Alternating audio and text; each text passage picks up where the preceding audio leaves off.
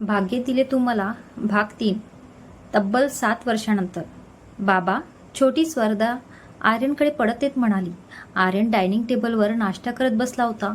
स्वरा, आधी दूध संपव ना बाळा. मृदुला तिच्या मागे पडत येत होती. झालं का माझ्या पिल्लू तयार? आर्यन स्वराला मांडीवर घेत म्हणाला. हो, स्वर्धा म्हणाली. आर्यन, आता तूच बघ हिला, कधीपासून मागे पडतीये, दूधच पित नाहीये ही. मृदुला कंटाळून म्हणाली. पण माझी स्वरा तर गुडगल आहे, ती पटकन दूध संपवून स्कूलमध्ये जायला तयार होते. आर्यन मृदुलाच्या हातातला ग्लास घेऊन स्वराला दूध पाजत होता आणि ती पण शांतपणे पित होती. हे छान आहे, मी केव्हाचा दुधाचा ग्लास घेऊन मागे मागे पडत होते तर नखरे करत होती आणि आता बघा कशी मुकाट्याने पित आहे. बाबाची चमची, मृदुला म्हणाली. मग माझी स्वरा बाबांचं सगळं ऐकते? आर्यन म्हणाला. हो, कारण मी बाबाची गुडगल आहे. स्वर्धा आर्यनला मिठी मारत म्हणाली. चला आता स्कूल बसची वेळ झाली मावशी. मृदुलाने त्यांच्या घरी काम करत असलेल्या सविता मावशीला आवाज दिला. मावशी, स्वराला बसमध्ये बसून येता का? मला ना आज जरा घाई आहे, लवकर जायचं आहे ऑफिसला. मृदुला म्हणाली. बाय बाबा, बाय आई. स्वर्धा दोघांना बाय करून मावशींसोबत बाहेर निघून गेली. मृदुला रूममध्ये येऊन तयार होत होती. म्हणून आज ना मला पण लवकरच जायचं आहे ऑफिसला, तर आज सोबत जायचं का? येताना तुला घ्यायला येईल. आर्यन मृदुला मागून मिठी मारत म्हणाला. कशाला आर्यन, उगाच तुला उशीर होईल. मृदुला म्हणाली. नाही ग बच्चा, तेवढाच मला तुझ्यासोबत वेळ घालवता येईल. आर्यन लाडात येऊन म्हणाला. आज सॉरी, भारीच रोमॅन्टिक मूडमध्ये दिसते. मृदुला त्याच्याकडे वळून त्याला मिठी मारत म्हणाली. आज ना माझं मनच होत नाहीये ऑफिसला जायला, घरीच थांबूया का आज? आर्यन उत्साहाने म्हणाला. आर्यन, मृदुला त्याच्यापासून दूर होत म्हणाली. चला लवकर उशीर होतोय. मृदुला हसत म्हणाली. अरे यार, आर्यन नाराजीने म्हणाला. त्याने मृदुलाला तिच्या ऑफिसला सोडले आणि तो पुढे निघून गेला. आर्यन आणि मृदुला एकमेकांसोबत खूप आनंदी होते. आर्यनने स्वतःची कंपनी सुरू केली होती. यशाची एक एक पायरी चढत तो आज यशाच्या शिखरावर पोहोचला होता. मृदुलाला जॉब करायची तशी काहीच गरज नव्हती, पण तरीही तिला स्वतःच्या पायावर उभं राहायचं होतं. ती तिच्या मेहनतीच्या जोरावर आज इनकम टॅक्स ऑफिसर या पोस्टवर होती. स्वर्धा त्यांची 3 वर्षांची मुलगी होती. आर्यन, मृदुला आणि स्वर्धा मुंबईला राहायची. हॅलो आर्यन, कुठे आहेस तू? संध्याकाळी ऑफिस सुटल्यावर मृदुलाने आर्यनला फोन केला. म्हणू, सो सॉरी ग बच्चा, मी नाही येऊ शकणार तुला घ्यायला. अचानक एका अर्जंट मीटिंगला जावं लागणार आहे. आर्यन म्हणाला. अरे सॉरी काय त्यात, तू जा ना मीटिंगला, मी कॅब करून जाईल घरी. मृदुला म्हणाली. खरंच ग, खूप सॉरी. आर्यन नाराजीने म्हणाला. अरे काही काय आर्यन, तू मुद्दाम नाही केलं हे. बरं आता जा तू मीटिंगला, उशीर होईल तुला. घरी स्वरा पण माझी वाट बघत असेल. मृदुला त्याला समजावत म्हणाली. हो ग माझी पिल्लू, वाट बघत असेल. जा तू पटकन घरी, बाय. आर्यन म्हणाला. मृदुलाने फोन ठेवला आणि ती कॅब बुक करणारच होती की तिची एक सहकारी प्रिया तिच्याकडे आली. काय झालं मॅडम, तुम्ही आज तुमची गाडी आणली नाही का? प्रियाने विचारले. नाही ना, आज माझे मिस्टर येणार होते मला घ्यायला, पण त्याला एक अर्जंट मीटिंग आहे. मृदुला म्हणाली. मग चला ना मॅडम, मी सोडते ना तुम्हाला. प्रिया म्हणाली. अगं कशाला, उगाच तुला त्रास, मी जाईन ना कॅबनी. मृदुला म्हणाली. अहो त्रास काय त्यात, तसंही मी त्याच रस्त्याने जाते. प्रिया म्हणाली. ओके, येते मग मी तुमच्यासोबत, पण एका अटीवर, तुला माझ्या घरी कॉफी प्यायला यावं लागेल. मृदुला म्हणाली. डन, चला निघूया आता, नाही तर खूप ट्रॅफिक लागेल आपल्याला. प्रिया हसत म्हणाली. मृदुला प्रियाला घेऊन घरी पोहोचली. सविता मावशी स्वर्धाला बूट घालून देत होत्या. आई, मी तुझी वाट बघत होते ना ग. स्वर्धा मृदुलाला मिठी मारत म्हणाली. सॉरी ना पिल्लू, आज आईला उशीर झाला ना. मृदुलाने तिला कडेवर घेतले. अगं ती केव्हापासून तुझी वाट बघत होती, म्हणून म्हटलं तू येईपर्यंत खाली गार्डनमध्ये घेऊन जाते. मावशी म्हणाल्या. आई, मी जाऊ खाली खेळायला? स्वर्धा म्हणाली. हो ग पिल्लू. मृदुला तिला खाली ठेवत म्हणाली. स्वर्धा मावशीसोबत खाली निघून गेली. मॅडम, तुमची मुलगी खूपच क्यूट आहे. प्रिया म्हणाली. बडबडी आणि मस्तीखोर पण तेवढीच आहे. यावर त्या दोघीही हसल्या. तू बस, मी कॉफी करून आणते. मृदुला किचनमध्ये जात म्हणाली. प्रिया हॉलमध्ये लावलेले फोटो बघत बसली होती. मृदुलाने दोघींसाठी कॉफी बनवून आणली. मॅडम, तुम्ही तिघे एकत्र खूप छान दिसता. प्रिया फोटोकडे बघत म्हणाली. थँक्यू. मृदुला तिला कप देत म्हणाली. मॅडम, एक विचारू का? प्रिया म्हणाली. अगं विचार ना. तुमच्या लग्नाला किती वर्षे झाली? प्रियाने विचारले. 7 वर्षे होतील आता. मृदुला म्हणाली. बाप रे. प्रिया आश्चर्याने म्हणाली. कॉफी पीत दोघींनी छान गप्पा मारल्या आणि थोड्या वेळाने प्रिया निघून गेली. आता मृदुला घरी एकटीच होती. ती त्यांच्या लग्नाच्या फोटोकडे बघत बसली. तिचं मन तिला भूतकाळात घेऊन गेलं. तिला तो क्षण आठवला जेव्हा आर्यनने तिला प्रपोज केलं होतं. मृदुला हॉस्पिटलच्या बेडवर झोपून होती. आर्यन तिच्या बाजूला बसला होता. त्याने तिचा हात हातात घेतला होता. दोघांच्याही डोळ्यात अश्रू होते. आय लव्ह यू मृदुला, लग्न करशील माझ्याशी? भूतकाळाच्या आठवणींमध्ये मृदुला हरवून गेली होती. जणू आज एवढ्या वर्षानंतर तिचा तो भूतकाळ तिच्या समोर येऊन उभा राहिला होता. तर भूतकाळ. Hello miss beautiful. फोन उचलताच आर्यन म्हणाला, बोला मिस्टर हँडसम.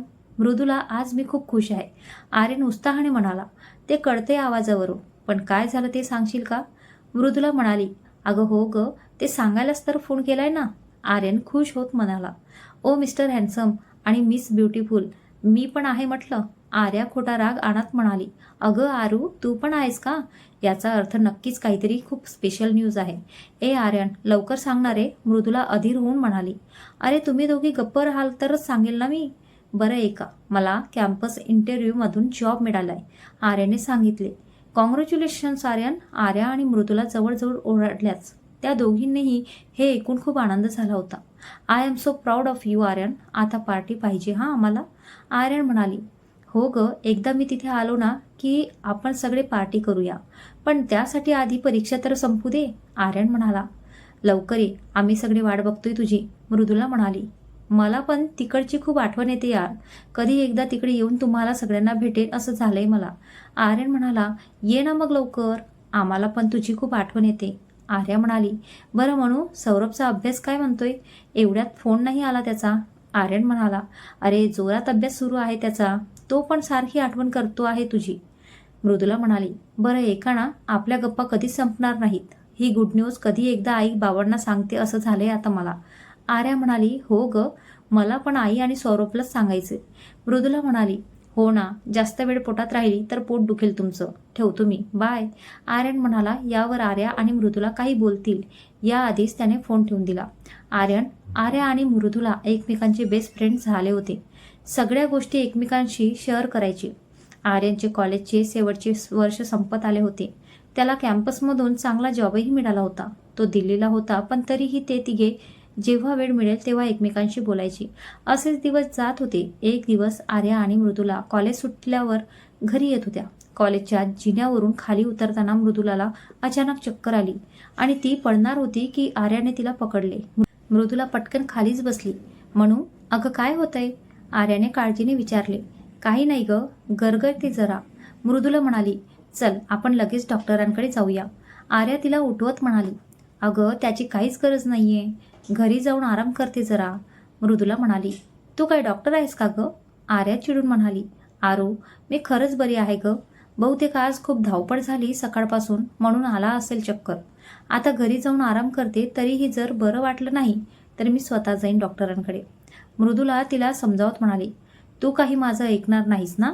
थांब, मी ना आर्यनलाच सांगते, तोच बरोबर बोलेल तुझ्याशी. आर्या म्हणाली, नको ग बाई, प्लीज त्याला काही सांगू नको, तो आधीच खूप लेक्चर देत असतो मला. मृदुला म्हणाली, ते सगळं नंतर बघू, आधी चला मॅडम तुम्हाला घरी सोडते.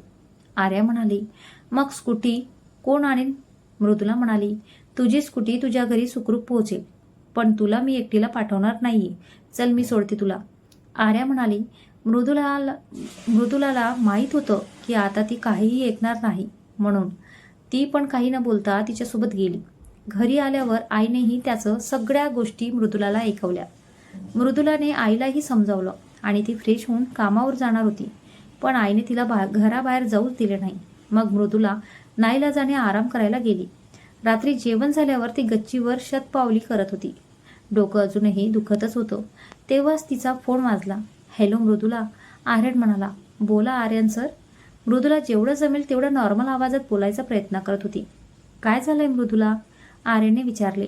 कुठे काय? मृदुला म्हणाली, हे बघ, तू खोटं बोलू नकोस, आवाजावरून कळतंय आहे तुझ्या की काहीतरी झालंय. आर्यन काळजीने म्हणाला, अरे खरंच काही नाही झालं. मृदुला म्हणाली, मला माहीत आहे तू काहीही सांगणार नाही, थांब मी आर्यालाच विचारतो. आर्यनने आर्याला कॉन्फरन्सवर घेतले. हॅलो, बोल आर्यन. आर्या म्हणाली, आरू मला सांग, मृदुलाला काय झालंय? आर्यनने विचारले. अरे मी त्यासाठीच तुला आता फोन करणारच होते. तिला ना आज कॉलेजमध्ये चक्कर आली. पायऱ्यावरून पडता पडता वाचली. बरं मी तिला डॉक्टरांकडे चल म्हणाले तर तेही ऐकलं नाही. हल्ली ना हे डोकं दुखणं खूप वाढलंय रे तिचं, आर्या सांगत होती. ए आरू, एवढं काही झालं नाहीये मला, साधा चक्कर तर आला होता. मृदुला तिला मध्येच थांबवत म्हणाली. हो का, तूच डॉक्टर आहेस ना, तुला तर सगळंच कळतं, आर्यन चिडून म्हणाला. अरे मी पण हेच म्हणाले तिला, आता तूच बघ काय करायचे ते, आर्या म्हणाली. मृदुला आता रडायला लागली होती. एवढे काळजी करणारे, नेहमी तिला जपणारे मित्र तिला मिळाले यातच तिला समाधान वाटत होतं. मृदुला, तू रडत आहेस का, आर्यन तिचे आवाज ऐकून म्हणाला. मनोज सॉरी ग, मी चिडलो तुझ्यावर, पण मग तू असं का वागते, स्वतःची काळजी घेत नाहीस, आर्यन म्हणाला. सॉरी म्हणू, आर्या म्हणाली. किती काळजी करता तुम्ही माझी, मृदुला रडवलेल्या आवाजात बोलते. वेडी आहेस का तू म्हणू, तुझी नाही तर कुणाची काळजी करणार आम्ही, त्यासाठी कुणी असं रडतं का, आर्या म्हणाली. बरं चला, उशीर झालाय, झोपा आता, आर्यन म्हणाला. त्याला माहीत होतं की या दोघींना जर आता थांबवलं नाही तर काही खरं नाही. एकमेकांना गुड नाईट म्हणून त्यांनी फोन ठेवून दिला. आर्यनची फायनल एक्झाम सुरू झाली होती. सौरभचे बोर्डाचे पेपर संपले होते आणि आता तो एंट्रन्स एक्झामच्या तयारीला लागला होता. आर्या आणि मृदुला पण त्यांच्या कॉलेजच्या प्रोजेक्ट आणि सबमिशन यात बिझी झाल्या होत्या. त्यांना एकमेकांशी बोलायला वेळच मिळत नव्हता. आज आर्यनचा शेवटचा पेपर झाला. तो उद्या पुण्याला परतणार होता, पण त्याने हे कुणालाच सांगितलं नव्हतं. त्याला सगळ्यांना सरप्राईज द्यायचं होतं. आर्यन गाणं गुणगुणत त्याची पॅकिंग करत होता. फारच आनंदात दिसतंय आज कुठेतरी, आर्यनचा रूममेट त्याला चिडवत म्हणाला. फायनली उद्या आपण घरी जाणार, आर्यन म्हणाला. पण आनंद नक्की त्याच्याच आहे की अजून कशाचा, आता घरी गेल्यावर तिला प्रपोज करणार आहेस ना, त्याने विचारले. हो रे, याचीच तर वाट बघत होतो, पण भीती वाटते मला, ती नाही म्हणाली तर, खूप वेगळी आहे रे ती, खूप कमी वयात खूप काही बघितलंय तिने, आर्यन म्हणाला. खूप प्रेम करतोस ना तिच्यावर आणि तेवढाच आदर वाटतो तुला तिच्याबद्दल, तो म्हणाला. आर्यन त्याच्याकडे आश्चर्याने बघत होता. तुझ्या डोळ्यात दिसतं ते, आणि जर मला दिसतं तर तिला का नाही दिसणार, ती तुला नाही म्हणूच शकत नाही. त्याने आर्यनच्या खांद्यावर हात ठेवला. थँक्यू मित्रा, तुझ्याकडे नेहमीच माझ्या सगळ्या प्रश्नांची उत्तर असतात, आर्यन त्याला मिठी मारत म्हणाला. उगाच सेंटी नको होत जाऊ रे, चल झोपूया आता, उद्या सकाळची ट्रेन आहे ना आपली, तो म्हणाला आणि ते दोघे झोपायला निघून गेले. दुसऱ्या दिवशी सकाळी आर्यन आणि त्याचा मित्र पुण्याला जायला निघाले. त्या दोघांची ओळख सेकंड इयरला असतानाच झाली होती, जेव्हा तो हॉस्टेलवर राहायला आला होता. एक दिवस पूर्ण प्रवास केल्यावर ते एकदाचे पुण्याला पोहोचले. आर्यन घरी आला. आई बाबा त्याला बघून खूपच खुश झाले होते. आईची तर त्याला बघून काय करू आणि काय नको अशी अवस्था झाली होती. आर्यनने त्यांच्याशी मनसोक्त गप्पा मारल्या. जेवण वगैरे झाल्यावर त्याने थोडा वेळ आराम केला. प्रवासात त्याची नीट झोप झाली नव्हती. आर्या आणि मृदुलाला संध्याकाळी भेटायचं त्याने ठरवलं होतं. आर्यन उठून फ्रेश झाला आणि आर्याकडे जायची तयारी करू लागला. आर्याला सोबत घेऊन मृदुलाकडे जायचं आणि मग तिथून एकत्र बाहेर फिरायला जायचं असा विचार त्याने केला होता. आर्यन कार घेऊन आर्याकडे पोहोचला. आर्याचे आई बाबा पोर्चमध्ये चहा पीत गप्पा मारत बसले होते. त्यांच्याशी बोलून तो हॉलमध्ये गेला आणि त्याने आर्याला आवाज दिला. आर्या लवकर ये खाली. त्याचा आवाज ऐकून आर्या पळतच तिच्या रूममधून बाहेर आली आणि तिने त्याला मिठीच मारली. काय रे, तुला नेहमीच असं अचानक अवतरायचं असतं ना, आर्या त्याला फटका मारत म्हणाली. सरप्राईज द्यायला आवडतं ग मला, आर्यन तिच्या खांद्यावर हात टाकून सोफ्यावर बसत म्हणाला. पार्टी कधी देणार आहेस तू, आर्यनने विचारले. कसली पार्टी, आर्यन तिला चिडवण्यासाठी मुद्दाम असं दाखवत होता की जणू त्याला काहीच माहीत नाहीये.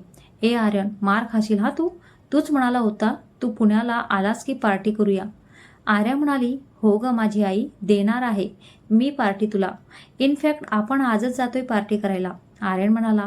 त्याने आर्याला त्याचा प्लॅन सांगितला. आर्या तयार होऊन आली आणि ते दोघे मृदुलाच्या घरी जायला निघाले. आर्यन, मी मनूला फोन करून तयार राहायला सांगू का, म्हणजे आपल्याला पटकन निघता येईल, आर्या म्हणाली. अरे हो सांग ना, पण तिला माझ्याबद्दल कळू देऊ नकोस, आर्यन म्हणाला. नाही कळणार रे, मी बोलते तिच्याशी बरोबर, डोंट वरी, तुझं सरप्राईज नाही स्पॉईल होणार, आर्या मृदुलाला फोन लावत म्हणाली. आर्याने खूपदा प्रयत्न केला पण मृदुलाचा फोन लागतच नव्हता. शेवटी तिने कंटाळून मोबाईल ठेवून दिला. लागला नाही का फोन, आर्यनने विचारले. नाही ना, जाऊ दे, तसंही आता आपण पोहोचतच आलोय, आर्या म्हणाली. ते दोघे दाराजवळ आले आणि बघितलं तर दार बंद होतं. अरे यार, घरी तर कुणीच नाहीये. कुठे गेली असेल ही? आर्या म्हणाली. थांब, मी तिला कॉल करून बघतो. आर्याने तिला कॉल केला पण तिचा फोन अजूनही लागत नव्हता. फोन पण लागत नाहीये. आर्यन म्हणाला, सौरभला फोन करून बघ ना. आर्यनने सौरभला फोन लावला. 2-3 रिंग नंतर त्याने फोन उचलला. हॅलो सौरभ, अरे कुठे आहात तुम्ही सगळे? मी आणि आर्या घरी आलोय, पण इथे तर कुणीच नाहीये. समोरून काहीच प्रतिसाद येत नव्हता. हॅलो सौरभ? आर्यन दादा, मी हॉस्पिटलमध्ये आहे. त्याचा आवाज घाबरल्यासारखा वाटत होता. काय झालंय दादू? आणि मृदुला कुठे आहे? तिचा फोन पण लागत नाहीये. आर्यनला आता थोडं टेन्शनच आलं होतं. दीदीला ॲडमिट केलं इथे. सौरभ रडतच म्हणाला. काय? कुठल्या हॉस्पिटलला आहात तुम्ही? मला लोकेशन पाठव, मी लगेच येतोय तिथे. आर्यन हे ऐकून खूपच गोंधळला होता. सौरभच्या बोलण्यावरून त्याला जाणवत होतं की काहीतरी सिरियस आहे. दादा तू प्लीज लवकर ये, मला काहीच सुचत नाहीये रे. सौरभ काकुळतीला येऊन म्हणाला. हो दादू, मी 5 मिनिटात येतो तिथे, तू घाबरू नको. आर्यन त्याला म्हणाला. खरा, पण आता त्यालाच खूप टेन्शन आलं होतं. काय झालंय आर्यन?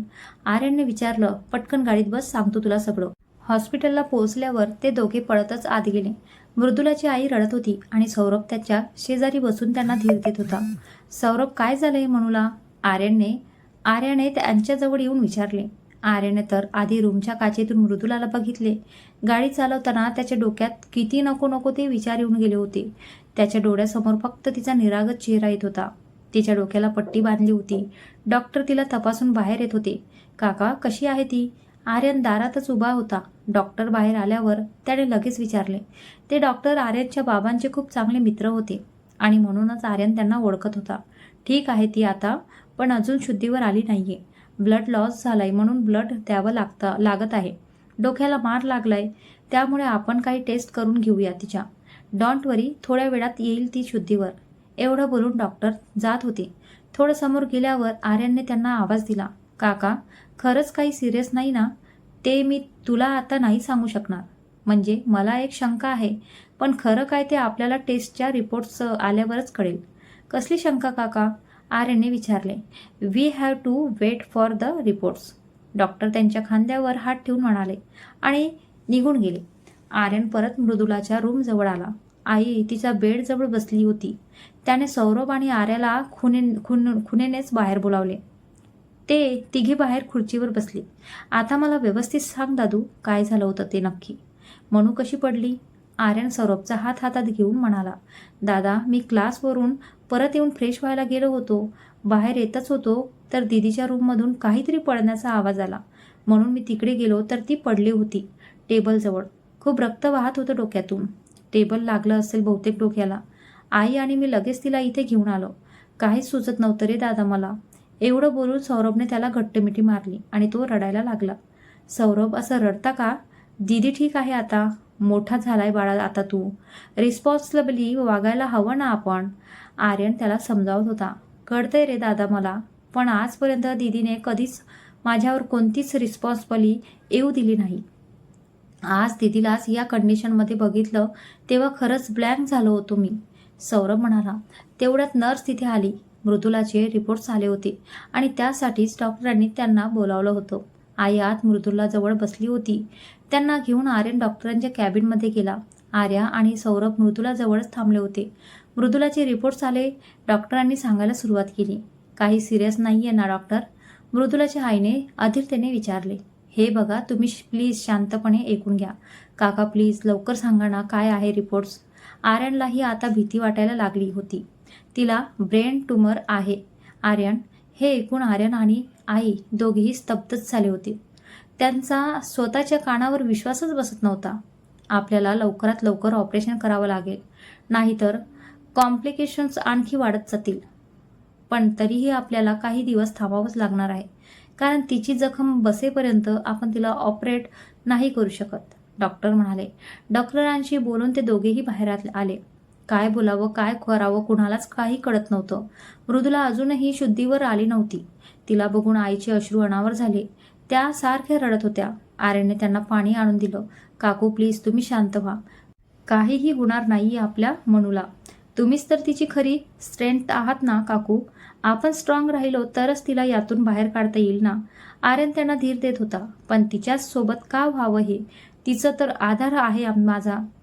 तिला अशा अवस्थेत नाही बघू शकत रे मी. आई रडत म्हणाल्या. काय झालं? सौरभ आर्यनला काहीतरी विचारणार होता, पण आर्याने त्याचा हात पकडून त्याला थांबवलं. थोड्या वेळाने आई शांत झाल्या. मग आर्यनने इशाऱ्याने सौरभ आणि आर्याला बाहेर यायला सांगितलं. काय झालंय आर्यन? काकू खूपच डिस्टर्ब होत्या. आर्याने विचारले. आर्यनने त्यांना सगळं सांगितलं. हे ऐकल्यावर त्यांची अवस्था काही वेगळी नव्हती. दोघांच्याही डोळ्यातून अश्रू वाहत होते. सौरभ तर पडणारच होता, पण आर्यनने त्याला सावरलं आणि बाजूच्या खुर्चीवर बसवलं. आमचे बाबा गेले तेव्हा 5-6 वर्षांचा होतो रे मी. पण दीदी आणि आईने मला कधीच काही कमी पडू दिलं नाही. माझ्यासाठी तिने नेहमी स्वतःच्या इच्छा बाजूला ठेवल्या.